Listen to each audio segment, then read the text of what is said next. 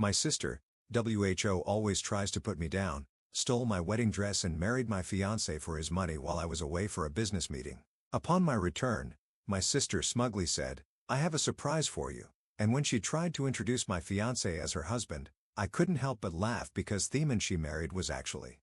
I had always believed that betrayal was something that came from enemies, not from the people you love the most, but life has a cruel way of proving you wrong. I had just returned from a business trip, exhausted but excited, when I noticed something was off. The air in my apartment was thick with the scent of vanilla, a fragrance I knew all too well, my sister's perfume. Confused, I stepped into my bedroom and opened my closet. My wedding dress was gone. Before I could even process it, my phone rang. It was Christine, my best friend. The moment I picked up, her voice was unusually steady, almost hesitant. "Ellie, sit down," she said. My heart pounded. Christine only spoke like that when something was seriously wrong. "What's going on?" I asked, my throat tightening. There was a pause. Then she said, "Amelia and Axel got married yesterday. In your dress." The words hit me like a punch to the gut. I squeezed the phone in my hand, my knuckles turning white. "What?" I whispered, my mind scrambling to keep up. "It's all over social media," Christine continued. "I tried calling you, but your flight was delayed. I thought you knew." I couldn't breathe. I had been gone for only a few days. And in that time, my fiancé and my sister had stood at an altar, exchanged vows, and stolen everything that should have been mine. Then everything started making sense. Axel's recent coldness, Amelia's sudden interest in my wedding plans, the way they both encouraged me to take this business trip despite the tight timeline. I had been blind. I swallowed the lump in my throat. "I need to go," I told Christine. "Ellie, wait." But I ended the call. I opened Instagram, my hands trembling, and there it was, picture after picture of Amelia in my dress, holding on to Axel, smiling like she hadn't just shattered my world. The caption read, "When you know it's meant to be." "Sorry sis, but sometimes love can't wait." A bitter laugh escaped my lips. They have no idea what's coming. My phone buzzed again, this time with a text from Bruno, my mentor. "Deal sealed. You now own controlling interest in Harrington Enterprises. Announcement goes public next week. Congratulations." A slow, cold smile spread across my face. Harrington Enterprises, Axel's family company. The same company he had been desperately trying to save for the past year, and now it was mine. The doorbell rang, snapping me out of my thoughts. I opened the door to find Leah, Amelia's best friend, standing there, her face full of regret. "Ellie," she said quietly, "I'm so sorry." I tried to stop her. I stepped aside, letting her in. "Tell me everything." Leah hesitated before sitting on my couch. She wrung her hands together, guilt written all over her face. "It was planned for weeks," she admitted. "Amelia told Axel you were cheating on him. She even staged fake messages between you and your business partner. And when he confronted her about his doubts, she told him that fate had brought them together, that you were too focused on your career to love him the way he deserved." I clenched my fists. "And my dress? My apartment key?" "She stole your spare key weeks ago," Leah said, voice barely above a whisper. "She wanted to make sure you wouldn't stop her."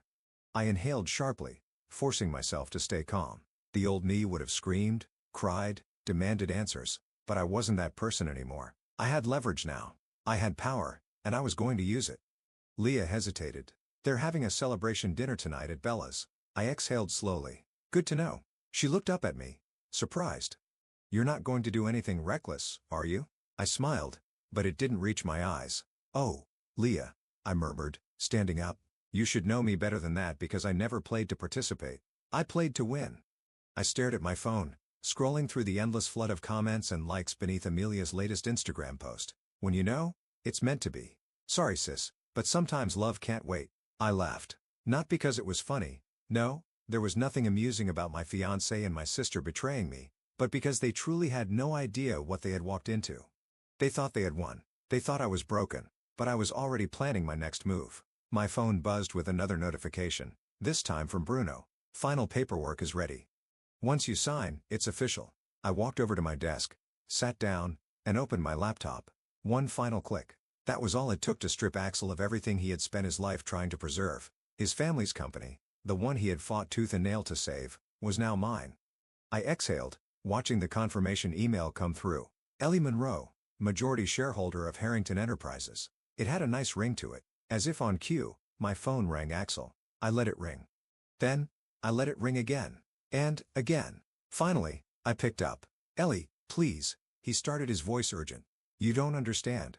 It's not what it looks like. Oh, I interrupted, keeping my tone light. So, you didn't marry my sister in my wedding dress? Silence. That's what I thought, I said, smiling to myself. I hope you two are very happy together. Now, if you'll excuse me, I have more important things to deal with. Business, you know how it is. Ellie, wait. I hung up. Christine arrived shortly after, arms crossed, worry etched into her features. You're too calm, she said. And, I don't mean that in a good way. I poured 2 glasses of wine and slid one across the counter to her. What would you rather I do? I asked. Cry? Scream? Throw things? Christine hesitated. I don't know. Maybe just feel something? Oh, I feel something, I assured her. I feel focused. I feel ready. She studied me for a long moment before sighing. You're terrifying when you're like this, I smiled. Good. Bruno arrived next with the final details. We need to discuss the gala, he said. The announcement about your acquisition is set for next week. Everyone important will be there, including Axel's family. Make sure they all receive invitations, I instructed. Make it impossible for them to refuse. Christine shook her head. This isn't just business, Ellie. You want them to see you win. I met her gaze. Why shouldn't they? That evening, I walked into LeBlanc, the upscale restaurant where Amelia and Axel were celebrating their new life together. The maitre d' looked up. Miss Monroe, do you have a reservation? I smiled. Table for one.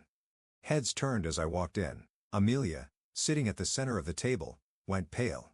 Axel's jaw tightened. Ellie, Amelia started, standing abruptly. Don't let me interrupt, I said smoothly, accepting the menu from the waiter. I just came for the lamb. It's excellent here, isn't it, Axel? We used to order it every anniversary. Axel's face lost all color. Amelia's friends whispered among themselves, shifting uncomfortably. You should join us, one of Axel's business associates offered, clearly trying to diffuse the tension. I smiled. That's very kind, but I wouldn't want to impose. Besides, I have some work to review before next week's big announcement.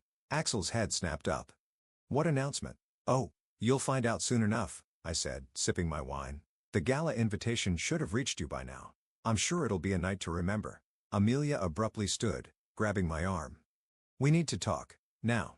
I let her pull me toward the restroom, watching her carefully. She turned to me the moment the door shut. Ellie, please. I know you're angry. Angry? I repeated, tilting my head. No, Amelia, I'm not angry. Her eyes filled with desperation. You don't understand. Oh, I understand perfectly. I took a step closer. You lied. You stole. You betrayed me. And for what? A man who was never yours to begin with. She flinched. We didn't mean to hurt you. I laughed softly. Oh, sweetheart, you didn't mean to. You wore my dress. You planned this for months. But here's the thing. Betrayal has consequences. A sharp knock interrupted us. Amelia? Axel's voice. Is everything okay? I turned, unlocking the door and meeting his gaze. Oh, everything's fine, I said smoothly. We were just having a little sisterly chat. His eyes darted between us, filled with unease. Ellie? By the way, Axel, I said, tilting my head. How's the company doing? I heard some interesting things about last quarter's financials. His expression darkened. How do you? I patted his cheek as I passed. You should really pay more attention, darling. Back at my table, my phone buzzed. A text from an unknown number. We need to talk about Axel Harrington. Meet me tomorrow at 10 a.m., Capital Coffee.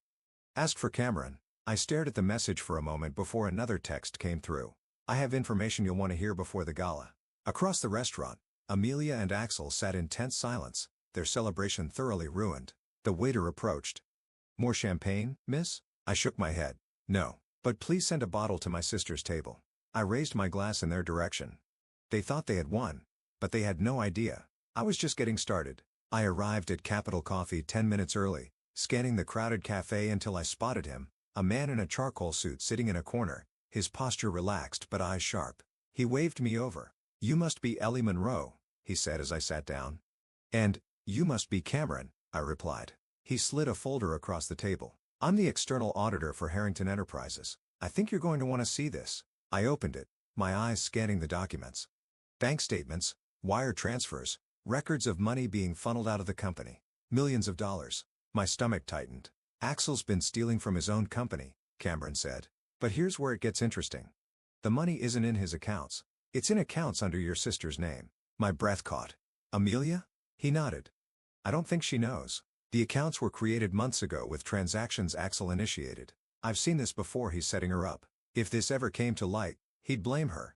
claimed she was behind it all. I closed the folder slowly.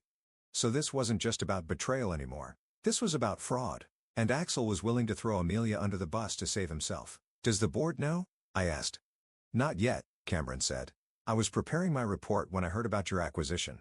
I figured you might want to handle this before I go public. My phone buzzed. Leah? I hesitated, then answered. Ellie, Amelia's freaking out, she said. She got bank statements for accounts she doesn't recognize. Axel told her it was a banking error, but she doesn't believe him. She's scared. I exhaled slowly. Tell her to keep those statements safe. And tell her not to sign anything Axel gives her. Ellie, what's going on? I'll explain soon, I said before hanging up. I turned back to Cameron, determination hardening my voice. We need to move fast. The board meeting is this afternoon. I want Axel blindsided. Cameron smirked. I like the way you think. Back at my apartment, Christine and Bruno were waiting. How bad is it? Christine asked. I tossed the folder onto the table. Worse than we thought. Axel's not just a liar. He's a criminal. Bruno flipped through the documents, his expression unreadable. If the board sees this, he's finished. Then let's make sure they do, I said.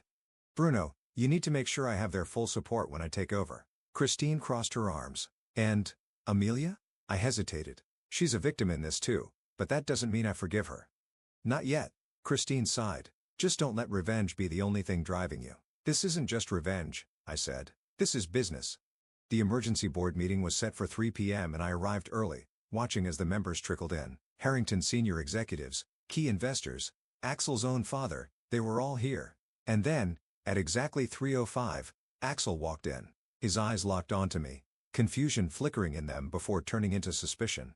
What the hell is this? Bruno stood. We're here to discuss recent financial concerns within Harrington Enterprises. Axel scoffed, adjusting his suit. Financial concerns? Oh, please.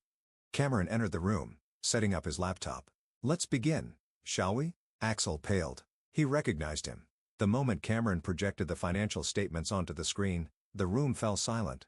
For the past year, Cameron began, millions have been siphoned from the company into private accounts under Amelia Monroe's name. However, upon further investigation, we found that every transaction was authorized by Axel Harrington. Gasps rippled across the table. Axel stood abruptly. This is ridiculous. My fiancé wouldn't. You mean your wife? I cut in smoothly. The one you married in my dress? He clenched his fists. This is a setup. Cameron clicked to another screen. Emails, transfer approvals, Axel's own digital footprint. This is undeniable evidence of fraud, Cameron said. Axel's father stood. Is this true? Axel stammered, his composure slipping. I was consolidating funds. It was temporary. The board members murmured amongst themselves. The tide was shifting. I leaned forward. So, Axel, tell me, if you were consolidating funds, why did you make sure all the transactions led back to Amelia? His face strained of color. He had no answer. I turned to the board. Harrington Enterprises is in a crisis. The only way forward is new leadership. I paused for effect. Effective immediately, I'm proposing that Axel step down. Axel's father nodded. I second that motion. One by one, hands went up. Unanimous. Well, I said, leaning back in my chair, that settles that. Security moved in. Axel lunged toward me, but they grabbed his arms, restraining him. You think you've won? He spat. I stood, meeting his glare with a slow smile. Oh, Axel, I murmured. I didn't just win. I ended you.